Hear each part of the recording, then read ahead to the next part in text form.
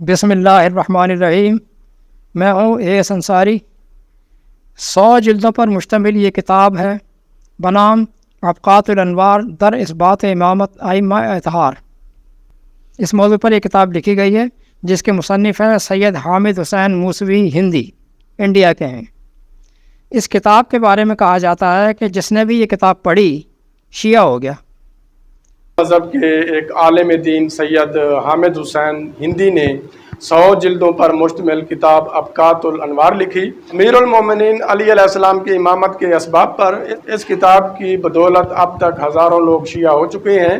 اس کتاب کا ایک معجزہ یہ بھی تھا کہ جس نے بھی مثبت و عدل کے معیار پر اسے پڑھا وہی شیعہ ہو گیا۔ اس عظیم عالم نے اتنی بڑی کتاب تصنیف کر کے حرمین شریفین، اہل بیت علیہ السلام کے دفاع کی راہ میں مشکل ترین سفر اور انتہائی محنتی کاموں کو محبت سے قبول کیا اور ایک لمبا عرصہ کے بعد اس کی تمام جلدیں مکمل کی۔ شیعہ مذہب کے متعلق کوئی ایسی دلیل نہیں جو باقی رہ گئی ہو اور اس کتاب میں ذکر نہ ہو، کیونکہ اس کتاب کی تکمیل میں انہوں نے ہر اس مقام و ملک کا سفر کیا جہاں کہیں سے بھی شیعہ کے متعلق تاریخ ملی۔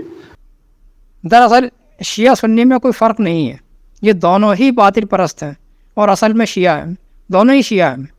کیسے؟ سنیے گا ذرا۔ ایک بات اور سمجھ لیجیے کہ اللہ اگر کسی کو شیعہ کہہ دے تو وہ کہہ سکتا ہے۔ پابندیاں ہمارے لیے ہوتی ہیں، اللہ کے لیے کوئی پابندی نہیں ہے۔ حکم ہمارے لیے ہوتا ہے، اللہ کے لیے نہیں، اور اس نے ہمیں حکم دے رکھا ہے، ہم نے حکم کو فالو کرنا ہے نا۔ اور اس نے ہمیں حکم دے رکھا ہے کہ ولا تکونوا من المشرکین من الذین فرقوا دینہم وکانوا شیعا کل حزب بما لدیہم فرحون، 30/22، سورہ روم کی آیت نمبر 32۔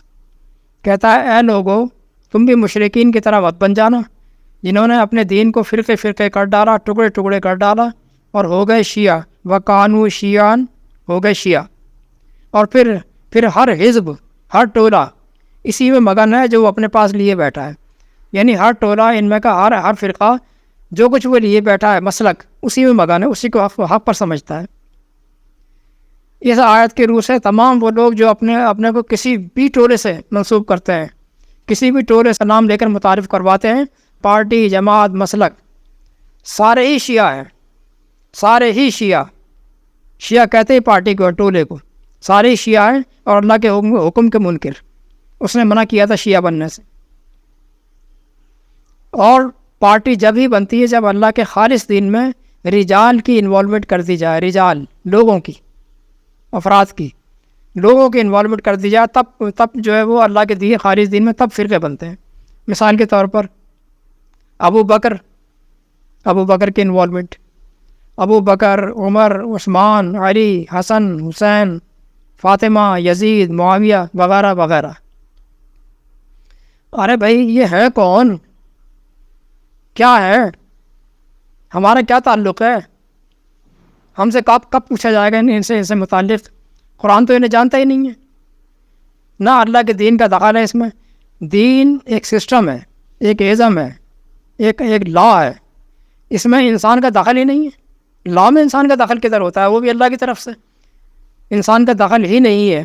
دین کو آگے چلانے کا سسٹم جو قرآن نے دیا ہے وہ ہر دور میں وقت کا رسول، ہر دور میں اپنے وقت کا رسول، یہ رسول کو بھی غائب کیا گیا بڑی سازش کے تحت، اس پر ایک میرا مدلل جامع مضمون ہے 6 والیوم پر مشتمل، نبی اور رسول کے فرق کے عنوان سے۔ رسول، اصل رسول کو جو قرآن کا رسول تھا، حاکم وقت، اس کو غائب کر کے اس کو داخل کر دیا کتاب کے اندر، کتاب میں کر دیا، کاغذی رسول بنا دیا اس کو، اور وہ وہاں سے کالا کر کے چلا رہے ہیں۔ ہر دور کا رسول اپنی شورا کے ذریعے سے، اپنی کونسل کے ذریعے سے ذیلی قوانین بنائے گا، کیونکہ ذیلی قوانین لازمی ہوتے ہیں حکومت چلانے کے لیے، لوگوں کو امپلیمنٹیشن کے لیے ذیلی قوانین لازمی بنائے جاتے ہیں۔ کانسٹیٹیوشن الگ ہوتا ہے اور اس کے ذیلی قوانین الگ ہوتے ہیں، لہذا اپنی شورا کے ذریعے سے ذیلی قوانین بنائے گا وہ رسول۔ قرآن ہر دور میں بطور کانسٹیٹیوشن رہے گا، بطور دستور، بطور آئین رہے گا، اور اس کے ذیلی قوانین، اس کے بائی لاز ہر دور میں شورا طے کرے گی۔ نہ کسی حدیث کی ضرورت ہے، نہ کسی خلیفہ کی، نہ کسی امام کی، نہ کسی کتاب کی۔ خلیفہ اور امام یہ بھی روایات نے لانچ کیے ہیں دین کے مرکزی عہدے کے لیے. دین کے مرکزی عہدے کے لیے اللہ نے صرف رسول رکھا ہے، نہ خلیفہ رکھا ہے نہ امام رکھا ہے. قرآن نے اطاعت ہمیشہ رسول کی دی ہے، رسول کی اطاعت ہے پورے قرآن میں، نہ کسی خلیفہ کی نہ کسی امام کی.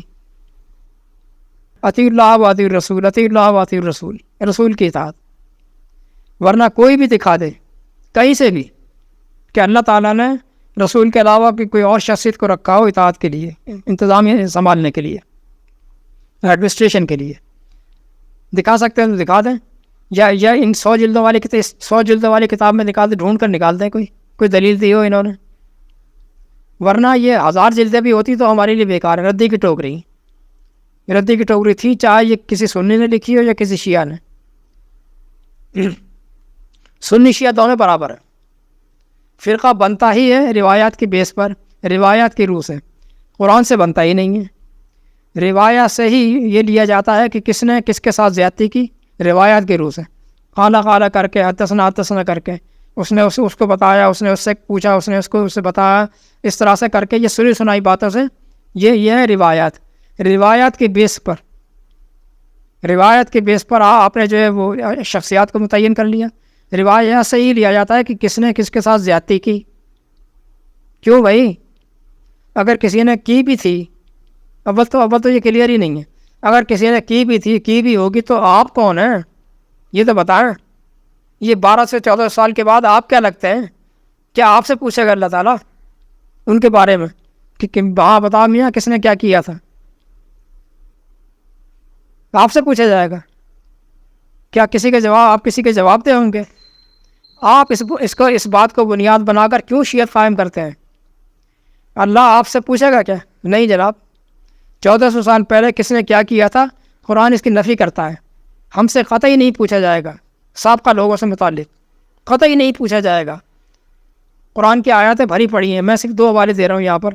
2/134 نکال لیجئے اور 5/105 نکال لیجئے اور پڑھ لیجئے. اور بھی بہت سی آیات ہیں. یہ ہے جناب عالی 100 سنار کی ایک لاہور کی، 100 سنار کی ایک لاہور کی. قرآن کہتا ہے قولوا قولا سدیدا 4/9. بات کر رہا ہوں ایک ایسی بات، ایک ایسے قول کے اندر کہ ایک ہی بات سے آگے بیریئر لگا دو، بیریئر لگ جائے، بند لگ جائے، سامنے والے کی زبان کو تالا لگ جائے، بحث ختم. تو شیعہ بنے ہی کیوں؟ کس نے کہا تھا شیعہ بننے کے لیے؟ سارے شیعہ ہیں. میں آپ کو نہیں کہہ رہا ہوں صرف یہ شیعہ ہیں اثناعشری، سارے ہی شیعہ ہیں. جو فرقے میں چلا گیا، مسلک سے منسلک ہو گیا، وہ شیعہ بننے کو کس نے کہا تھا؟ سنی شیعہ دونوں ہی برابر ہیں، دونوں ایک پیج پر ہیں. فرقہ بنتا ہی جب اللہ کے دین میں رجال کی انوالومنٹ کر دی جائے. میں دعوے سے کہتا ہوں، جو سامنے چیلنج پر آ جائے، دعوے سے کہتا ہوں کہ اللہ کے دین سے ان رجال کو نکال لیجئے، ان شخصیات کو نکال دیجئے ساری کی ساری، اور پھر فرقہ بنا کے دکھا دیں. نہ فرقہ بنے گا، نہ فرقہ بچے گا، نہ فرقہ بنے گا، نہ فرقہ بچے گا. فرقہ بنتا ہی روایات کے بیس پر ہے اور رجال کے بیس پر ہے. جناب عالی آپ جو کرتے رہے مناظرہ سنی حضرات سے، ان سے ہی کر سکتے ہیں، ہم سے آپ کی بات نہیں چلے گی، بالکل بھی قطعی نہیں چلے گی. والسلام.